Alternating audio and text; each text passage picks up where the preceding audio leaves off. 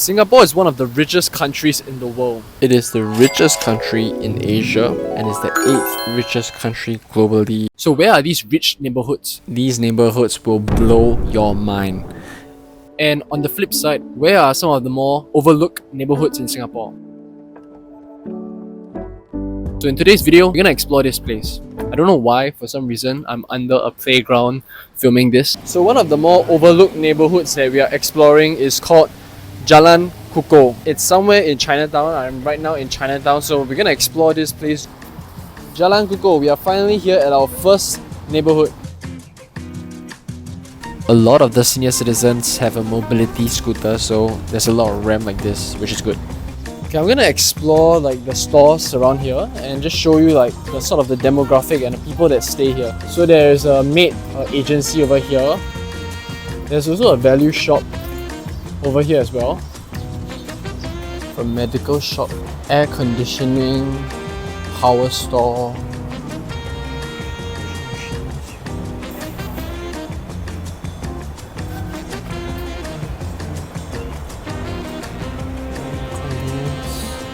Convenience store. They even sell Pokemon cards here as well. I'm not sure how legit the Pokemon cards here are, but I think it's cool that they have Pokemon cards here. So this place is where the hidden food center is located. Kukoh 21 Food Center. This is how it looks like inside. And every time I visit a neighborhood, I'm gonna explore and try the food in the area as well. The most popular one seems to be the Teochew fish soup over there. This is the queue. It's kind of long actually. I mean, if I'm gonna be here, I might as well try their most popular food, right? I was starting to get really hungry. Time right now is 12:15, so it's about lunchtime. So we're gonna try their most popular fish soup. I'm starving right now, so let me show you the food. Rice, we have the fish soup over here, and I added some soya sauce as well, of course. Let's do a soup test first. The soup is not too like overpowering flavorful. The best thing about this fish soup is the fish. It's very soft and chewy, it's very flavorful. Overall, I would rate this like a 7.5 or 8 out of 10. Pretty good. When you eat this kind of fish soup, you must get the soya sauce or else it doesn't taste as good. With the soya sauce, it's so much better. My mom said that if I don't finish my rice, I'm gonna have a ton of pimples in the future, so I finish every grain of it. I expected more old people to be around here, like more senior citizens, but surprisingly there isn't that many senior citizens. In fact, there are quite a few people that looks like they are working adults. I think there's maybe some office nearby this area, that's why people are eating here. And then I saw my greatest enemy, pigeons. I'm at the back of the HDB block. A lot of gardens, I believe it's the first floor people. And you can see just, oh my gosh, okay, there are birds here as well. I did not expect that. I wouldn't say the place is the cleanest. Maybe it's because it just rained. Let's go to 12th floor. So if you see the location of the house, right, every single house is literally just a one room flat. Wait, Jalan Kukoh is literally just located beside Clarke Quay. What?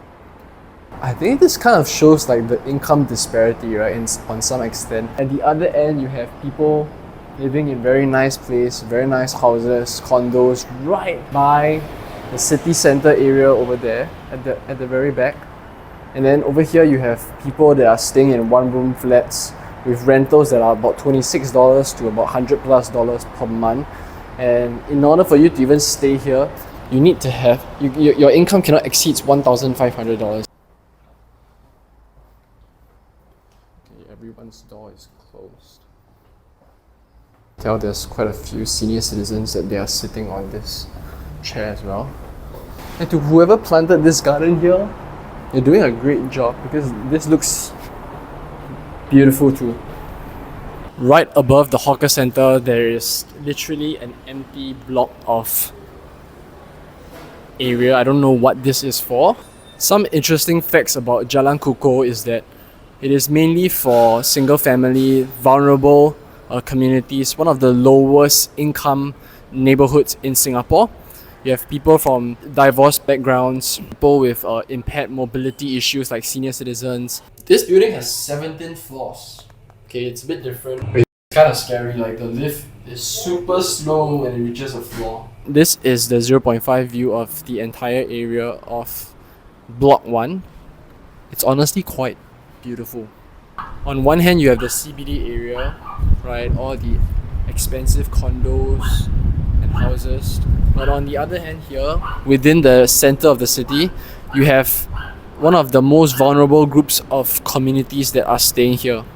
I think the truth is, every country, regardless if you're rich or poor, you have one side which is extremely rich and another side which is Not so well to do. And I feel like this view that I'm standing here right now really shows you the whole picture. That's when you know like the HDB is old, right? It's when they still hang like their bamboo sticks outside of the HDB houses and not clinging within the house itself. They have a basketball court over there, so let's go. Boom! Here we are at the basketball court. Did I just teleport it? No. Yeah, it's really empty. I don't see anyone over here as well. I think everyone is probably staying at home and resting. They have a couple of health active equipment here as well. Not that many. Okay, I don't know how realistically can they do swing bars Wait, they might actually be able to do it. I don't know. or pull-ups over here, but there's not a lot of amenities, I would say. A bit lesser than I thought. A lot of the houses that you see that are located within this area, I don't think they are rental units, but they are more of like 2-room flats, right? Slightly bigger than the first and second and third block that we saw. But I think they are mostly owned. But I think the ones in 1, 2 and 3, they are more rental units. To be honest, I feel like this place has everything. You got a food court, you got a hawker center, you got a basketball court, some facilities for you to exercise. Even for some of the more vulnerable communities, I feel like this place is honestly not as bad as I would imagine. They even have a kindness fridge, supporting families with grocery essentials. That's actually pretty cool. I think it's super helpful that they have something like this for some of the more vulnerable communities in Singapore. First, they have a CC that is located right in the middle of the estates. If you need any help at any time of the day, there's a resident committee right in the neighborhood. Oh, there's more. Aging Center in Chinatown. Oh, let's check it out. Oh, wow. Active Aging Center. So this video is actually one of the more vulnerable housing neighborhood versus some of the more rich neighborhood. Very obvious difference. See here. Yeah, exactly. And the other side. That's what I noticed also. Okay. That's what I saw also. So I just talked to the person at the Active Aging. He didn't want to be filmed, but I think some very interesting thing that he say is like every Wednesday they have like some exercise together with about 30 to 40 senior citizens. So I think that's quite nice, right? And I feel like it's amazing that they have an active aging community here to manage, you know, the senior citizens as well. So I think we're doing quite a good job actually. The uncle also working here told me about was that there are some of the apartments where some of the senior citizens, they are hodlers, right? So they would keep everything within the house, and that would leave their house having essentially no space at all, and they had no choice but to stay outside of the house.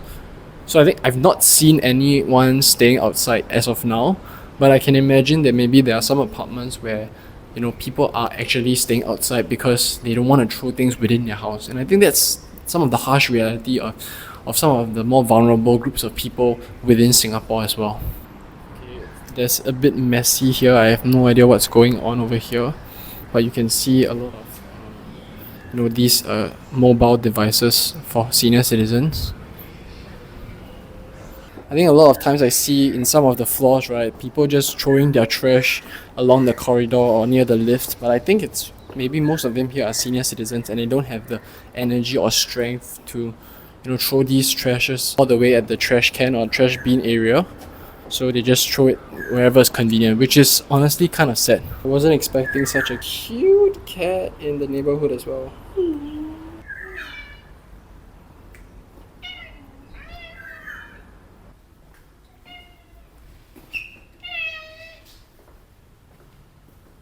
And with that, we have come to a conclusion with Jalan Kukoh. Yeah. I think this, exploration of Jalan Kukoh really shows me like a side of Singapore that not a lot of people actually see, or not a lot of people know how vulnerable this group of community is in Singapore as well. Bus 174. On to the richest neighborhood in Singapore. Look at that building. Alright, right now we are at Singapore Botanic Gardens. So Nassim Road is actually the richest neighborhood in Singapore. And can you imagine if your garden is Botanics Garden? That's crazy, right? Singapore Botanic Gardens, Nassim Road. So that's the road where the richest neighborhood in Singapore resides. As I'm walking down Nassim Road, I realized that a lot of like the cars, right, where the rich people are, it's actually the bigger cars because they have a chauffeur, and their chauffeur will be the one driving while the other one sitting behind. I aspire to be like that one day, but I don't know, I don't think... okay, let's just hope that happens. So this is one of the first houses I see. It has a guard room house, and then the estate is behind, which I'm not going to show because I feel like I am intruding their privacy. But can you imagine that there is a guard house in front of your house? Okay, I can't imagine that, but... And most of the houses are like located quite far behind, with the garden being over here. Also notice that a lot of these houses, they actually have like security cameras, like I don't know if you can see, but I feel like I don't belong in this road. Everything around me looks so expensive. So these are some of the houses. Okay, honestly, the house is damn big. What the heck? Some of the houses looks like another world. The interior of the house is beautiful. The architecture of the house behind me looks amazing. It's quite surreal. I feel like I don't normally see houses like this anywhere. So this is what the ultra rich people in Singapore stay, where they stay, and the kind of houses they live. Okay, I belong here, eventually. Some interesting things that I want to say also is Nassim Road is the home to people like rumoured Facebook founder Eduardo, which currently resides in Singapore. You also have founders like OUE, you have the Prince from Brunei as well. So you have a lot of very rich people staying here. The houses here are beautiful. Okay, wow, that house in front there is huge. Oh my gosh, I don't know if you guys can see, but a lot of these houses, they are closed or covered by the trees, so I can't really see them. The house behind me is huge. What's really cool about this place is that they have this like circle loop where if you stay in here, you can just drive in here. If you stay in there, you can drive in there. I feel like you don't really see a layout like this in Singapore. Usually you see it in the States. But okay, this house is huge. Like, I don't know if you can see, but there's a building here and there's another building behind it. I realized that the mansion is actually a very famous photographic place in Singapore. I have never seen someone's house this big before. This is a mansion, dude. Navigating the terrain to get the right shot is so hard. To context just how big this place is. What? But this is me. Okay, I'm like 175, 176. And this is the mansion. What? That is crazy. So apparently the Prince of Brunei stays in this place, and I think it's about $120 million. Climb up this very hill. Oh my days. I kid you not, I literally saw 2 security guards standing in front of this house. Okay, it's not even a security guard in your condo, okay? These 2 security guards were wearing suits and shades of glasses, and they had like wires in their ear. They looked like men in black, quite literally. I feel like walking this area low-key reminds me of the movie Parasite, where it really shows the contrast between the ultra-rich and the ultra-poor, and how the poor is trying to infiltrate into like the wealth, right? And it shows the income gap between these 2 very different groups of people. This part of the neighborhood doesn't really have like a proper walkway. It's like just roads. I don't think they assume anyone living here is going to be walking, but it's covered with a lot of vegetation, right? I think a lot of these houses, they are covered by vegetation to provide this sort of like privacy in the area as well. This is the best angle that I can find of the house. Pause. This house belongs to Eduardo, which is one of the co-founder of Facebook. If you watch The Social Network, Mark Zuckerberg actually diluted his shares. He's currently residing in Singapore. Alright, that's it. I feel like this place is so secluded. See, a lot of these houses, they have like a huge pathway leading into their house, which is really cool. Wow, you look at this. There's even a security guard post over here, and then the house is inside. Oh my god, look at that, there's a car park. There are some buildings that are under construction, as you can see here. Where will you see an architecture of a building like this? Show you the extent of how big this house is also. Wow, this is huge. What the heck? It has a tennis court. And then a view of this beautiful place. Oh, this house is probably one of the most beautiful ones that I've seen. Coming home to a house like this. I don't know whose house this is, but this house is also huge. Another mansion with a where's this direction? Security guard house here. This place is... I feel like walking in this road, Nassim Road, is making me feel depressed. Because the houses here are just so big. Okay, but there are also abandoned houses. I just bumped into one. I'm not sure if this house is abandoned, but it looks like there is no one staying here anymore, which I think is pretty cool.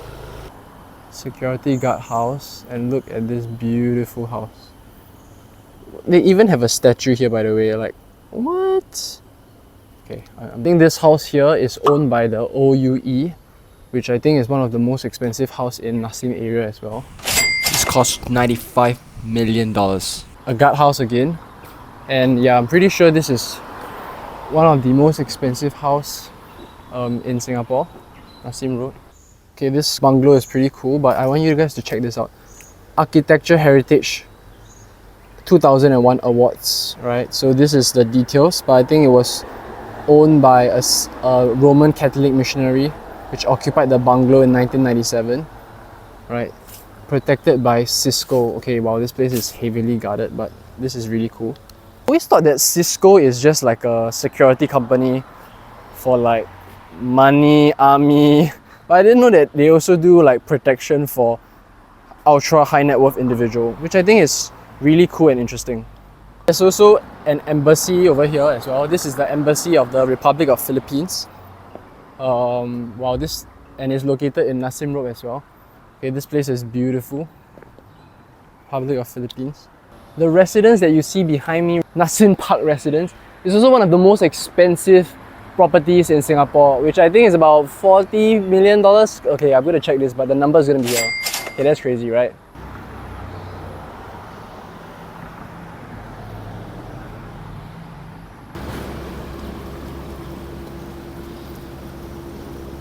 Les Maison Nassim. Okay, wow, the interior of this place is also crazy. Beauty Fort Nassim. Okay, this looks really expensive. I don't know if you can see, but I see a gym there. I see a swimming pool behind. So if you walk down further towards Orchard Road, you will see that a lot of the houses now are becoming more condominiums. They are not as tall as a condo, but they are definitely bigger in size. But you can see how we are transitioning from like a mansion to like a bigger size condo as we walk down the road towards Orchard Road. So this is the Royal Embassy of Saudi Arabia, Singapore. It's a very, very rundown area.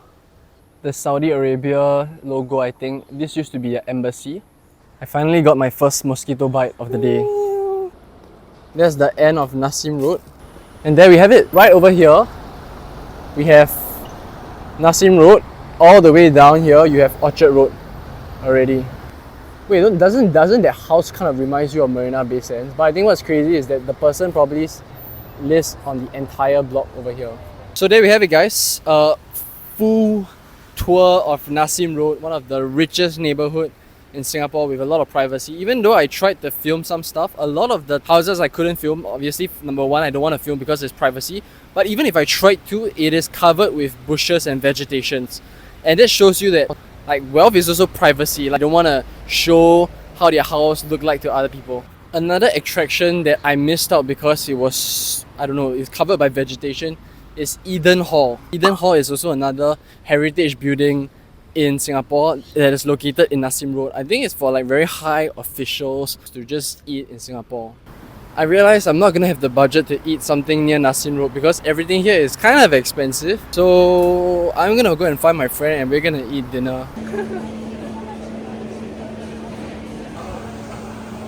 Maxwell Hawker Centre. We've come to the end of our clip today. It's been a long day and tiring day, but we're gonna end the day with some food. As I'm editing this video, I just came back from a funeral and I was reflecting what might truly matter at the end of life. I think it's the relationships that you have with people. So don't waste the time that you have with them. Treasure down to the seconds when you spend time with them. And with that, I've come to the end of my video and I hope to see you more in the future. See you.